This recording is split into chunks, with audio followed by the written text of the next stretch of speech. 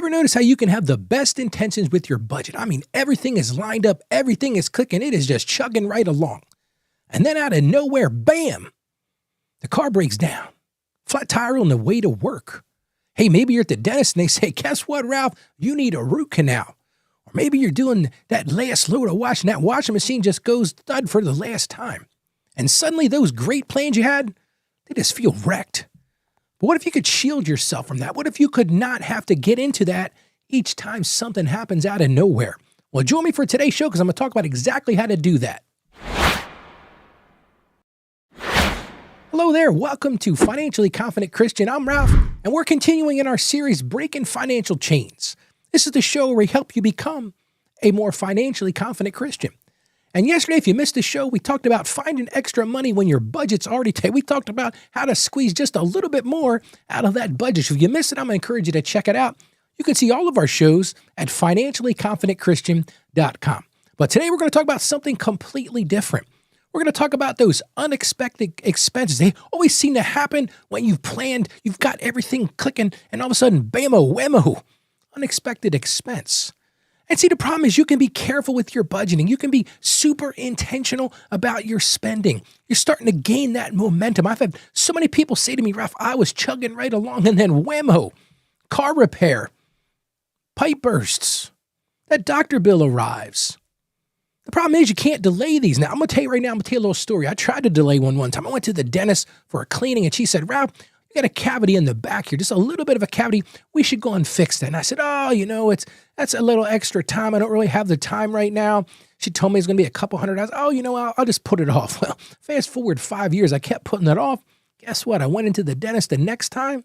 After 5 years, guess what? I needed a root canal. So that $150, $200 repair all of a sudden was a $3,000, $4,000, $5,000 root canal. But sometimes you can't delay these things. Your car's sitting on the side of the road. Guess what? You got to get it fixed if you want to get to work. So what's the result? For most of us, we dip into our savings. Maybe we swipe that credit card, go back in debt, something we work so hard to get out. I'm going to talk more about that on tomorrow's show. And I even had a listener send me an email. He said, Ralph, why do I bother budgeting if life keeps breaking stuff? And I feel for that person. That is so true. But I want to say something that's going to sound a little bit snarky today. The truth is, unexpected expenses aren't really unexpected. They're going to happen. The question is when they're going to happen. That's the surprise part. But the big problem, if we're going to be honest with ourselves, the big problem is you've got no cushion. And see, God calls us to be prepared. Let's get right into a word today and talk about the Bible feeling on this preparation. Let's go right to the book of Proverbs. This is from chapter 22, verse 3, and it says this, and I've used this on the show many times. The prudent see danger and take refuge, but the simple keep going and suffer for it. I guess you could say I was pretty simple when the dentist said to me, Ralph, get this tooth fixed now. But that's what Scripture's talking about. If you see that danger, take refuge, make plans. Let's get to another Bible verse. And this is from the book of Ecclesiastes. This is chapter 11, verse 2. And I think this is a great scripture to use to talk about today. It says, invest in 7 ventures, yes, in 8. You do not know what disaster may come upon the land. Hey, we can apply that to our finances, can't we? We know things are going to happen. But if we're prepared, if we have that prudence, and we work to be good stewards of God is giving us, we can avoid those things.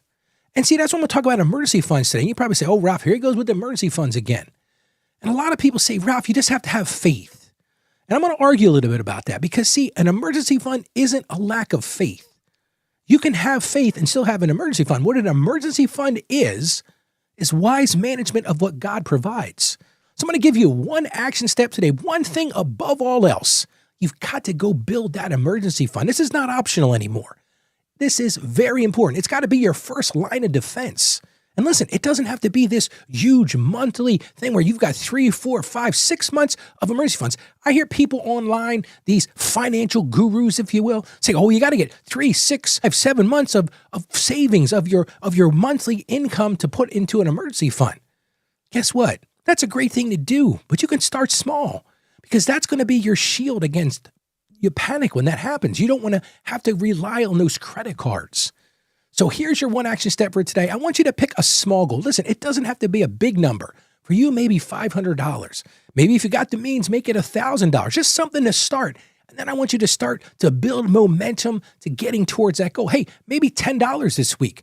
You don't go through the drive-through that day on the way home from work, or maybe you sell something. You got something sitting right, man, I got barns here on the farm full of all kinds of stuff. I'm actually planning sort of a fall farm sale because my wife says to me all the time, she goes, Rob, you got so much stuff sitting around here, you got to get rid of some of this stuff.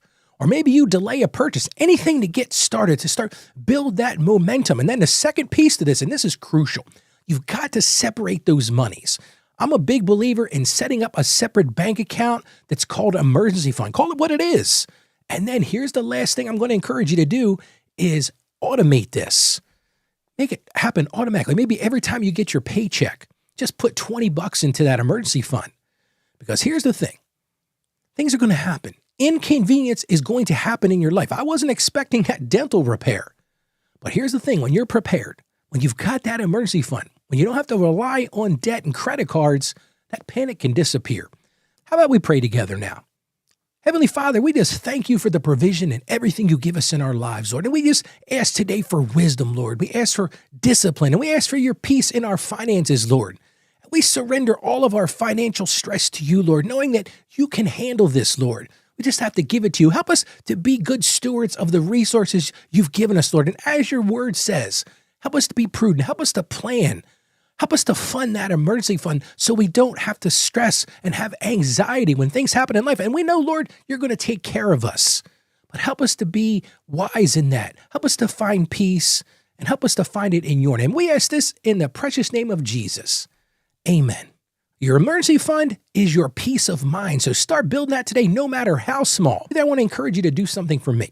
If you know someone else that could benefit from the show, if you know somebody else that needs to build that emergency fund, you know somebody that's always struggling with their finances, do me a favor. Just send them a link to the show. You can send them right to financiallyconfidentchristian.com. Hey, share the wealth. A lot of people are out there struggling. A lot of people are facing those unexpected financial challenges. Hey, we all are. But if they've got some tools, if they've got the tools that you just heard about, it can make a huge impact on their life. And I want to do one other thing for you. I want to help you on your journey. I just finished writing my third book. It's called Becoming a Financially Confident Christian. And I want to give you a copy absolutely free. No questions asked. Just go to my website. That's financiallyconfidentchristian.com/becoming. You just put your email in there. You can get a free download of my book. It's called How to Become a Financially Confident Christian. And it's your roadmap to really get started to break that cycle of financial shame and do it with confidence. Now, I'm encouraging you to join me tomorrow. We're going to talk about the debt cycle. I alluded to this a little while ago. We're going to talk about why you fall back into debt. But more importantly, here's the thing I want you to hear tomorrow. I'm going to tell you how to stop going back into debt.